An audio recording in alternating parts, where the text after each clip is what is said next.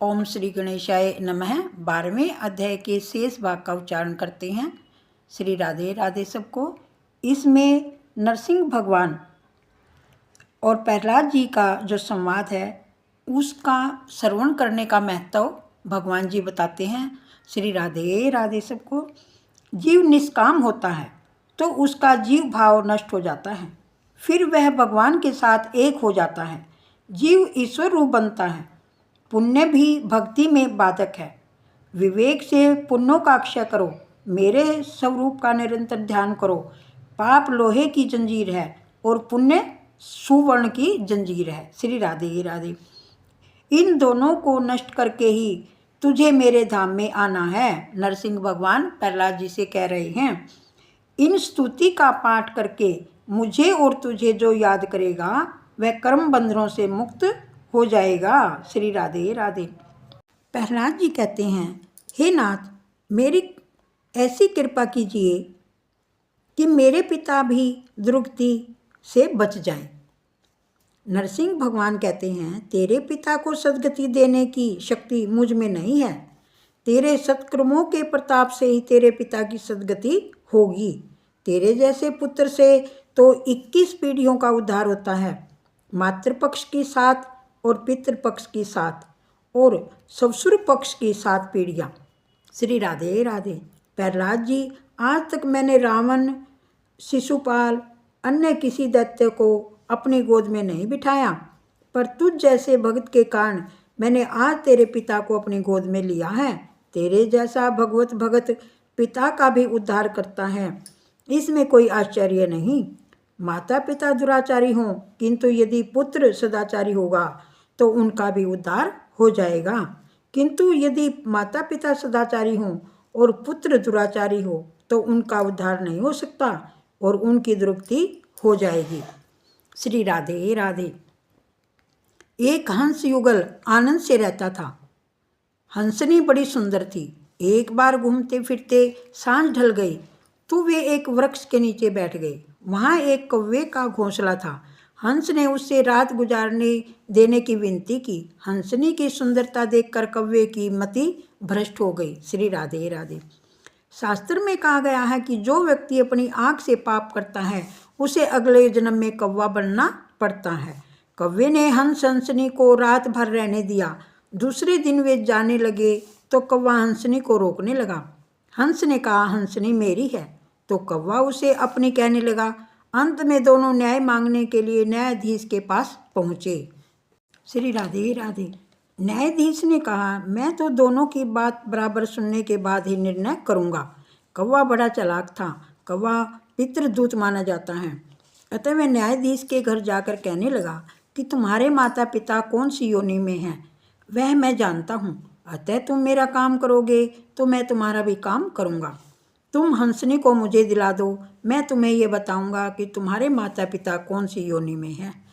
न्यायाधीश कौवे की बातों में आ गया। उसने दूसरे दिन न्याय करते हुए कहा, हंसनी उसी की है जो उड़ता हुआ आगे निकल जाए। हंस की अपेक्षा कौवा अधिक गति से उड़ता है। कौवा उड़ता हुआ हंस से आगे निकल गया तो न्यायाधीश ने हंसनी उसी के हवाले कर दी। श्री राधे राधे। अब न्यायाधीश ने कौवे से अपने माता पिता के बारे में पूछा। कौवे ने उसे एक कूड़े के ढेर के पास ले जाकर कहा, यह 2 जो जंतु हैं तुम्हारे माता पिता हैं। अन्यायी पुत्र के माता पिता की ऐसी ही दुर्गति होती है। श्री राधे राधे। पिता के सिर बड़ी भारी जिम्मेदारी होती है। यदि वह अपने पुत्र को संस्कारी न बनाए तो उसका पुत्र ही उसका वैरी बन जाता है। प्रहलाद, तू अशांत न हो। तेरे पिता का उद्धार हो गया और साथ साथ तेरी 21 पीढ़ियाँ भी पवित्र हो गई। श्री राधे राधे। श्री सुखदेव जी वर्णन करते हैं, हे राजन, अब तो तुम्हें विश्वास हो गया होगा कि भगवान के दंड में भी करुणा है। भगवान जिन दैत्यों को मारते हैं उनका उद्धार भी तो करते हैं। निष्काम भाव का काम भाव से चिंतन करने वाली गोपियाँ भगवान में बन गई हैं। तो शिशुपाल क्रोध आवेश में प्रभु का चिंतन करता था, फिर भी वह प्रभु में हो गया। कंस भी भय से प्रभु का चिंतन करता हुआ प्रभु में हो गया। श्री राधे राधे। श्री राधे राधे। भगवान के ध्यान में गोपियाँ काम भाव से, शिशुपाल वैर और द्वेष भाव से, कंस भय से तन्मय हुआ। अटल वैर भाव, वैरहीनता, भक्ति भाव, भय, स्नेह आदि अन्य किसी भी भाव कामना से भगवान में पूर्णतः मन लगाना चाहिए। भगवान की दृष्टि से इन भावों में कोई भेद नहीं है। बात इतनी सी है और यही है कि किसी भी रीति से भगवान में तन्मय हो जाओ। भगवान के द्वारपाल, जय और विजय ये 3 अवतार हैं। हिरण्याक्ष और हिरण्यकशिपु ये लोभ के अवतार थे। रावण और कुंभकर्ण ये काम और प्रमाद का अवतार थे। शिशुपाल और दंतवक्र यह क्रोध और अभिमान का अवतार था। श्री राधे राधे। प्रहलाद जी ने अपने पिता के मृतदेह का अग्नि संस्कार किया। ब्रह्मा जी ने प्रहलाद जी का राज्याभिषेक किया। प्रहलाद ने नरसिंह स्वामी को प्रणाम किया। नरसिंह स्वामी प्रसन्न हो गए। नारद जी ने प्रेम से प्रहलाद जी की चरित्र कथा धर्मराज को सुनाई थी। फिर भी नारद जी ने देखा तो धर्मराज के मुख पर गिरलानी छाई हुई थी। नारद जी सोच में डूब गए। अब भी धर्मराज उदास क्यों हैं? क्या कथा के कथन में कोई क्षति रह गई है कि जो कथा से भी आनंदित नहीं हुए? धर्मराज से नारद जी ने पूछा,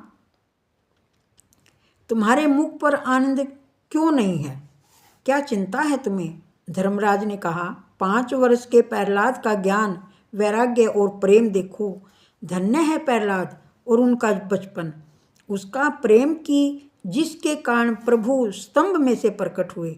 मैं 55 वर्ष का हो गया, फिर भी एक बार भी प्रभु का दर्शन नहीं कर सका हूँ। श्री राधे राधे। मेरा जीवन पशु जैसा बीत गया है। धन के पीछे दौड़ा, भूख लगी तो खाना खाया, नींद आई तो सो गया, वासना जगी तो काम अंध हो गया। अवतार मनुष्य का मिला है, फिर भी प्रभु के हितार्थ एक भी सत्कर्म नहीं किया। धिक्कार है मुझे, मेरा जीवन कुत्ते के जैसे बीत गया। मैं अब भी प्रभु में लीन न हो सका, प्रभु प्रेम में पागल न हो सका। मुझे अभी तक भगवान नहीं मिल पाए, जबकि उस 5 वर्ष के प्रहलाद ने भगवान को पा लिया था। मुझे जगत में प्रतिष्ठा, मान तो मिले, किंतु मैं भगवान को न पा सका, अतः मैं उदास हूँ। भक्ति के बिना, भगवान के दर्शन के बिना मेरा जीवन व्यर्था ही बीत गया। इसी कारण से मुझे दुख हो रहा है। मेरे चेहरे पर गिलानी छाई हुई है। मेरा जीवन पशुवत बीत गया, एक बार भी मैं परमात्मा का दर्शन न पा सका। इसका मुझे दुख है। मैंने वैसे तो बहुत किया, किंतु जो करना चाहिए था वही नहीं किया। मैंने भगवान के लिए कुछ भी नहीं किया। श्री राधे राधे। सुंदर शरीर, नवोढ़ा पत्नी, मेरु पर्वत, जितना धन और पुष्पकल कीर्ति तो हो, किंतु मन प्रभु चरणों में न लगा सका तो उन सब से क्या लाभ? इनसे क्या हुआ, क्या मिला? कुछ भी तो नहीं। जगत की प्रतिष्ठा, धन या द्विता अंतकाल में कुछ भी काम नहीं आती। जो विद्या अंतकाल में निरर्थक और निरुपयोगी रह जाए, उससे लाभ नहीं होता। श्री राधे राधे। 12वां अध्याय संपूर्ण हुआ। श्रीमन नारायणी नारायणी हरि हरि, लक्ष्मी नारायणी नारायणी हरि हरि। तेरी लीला सबसे नारी नारी हरि हरि।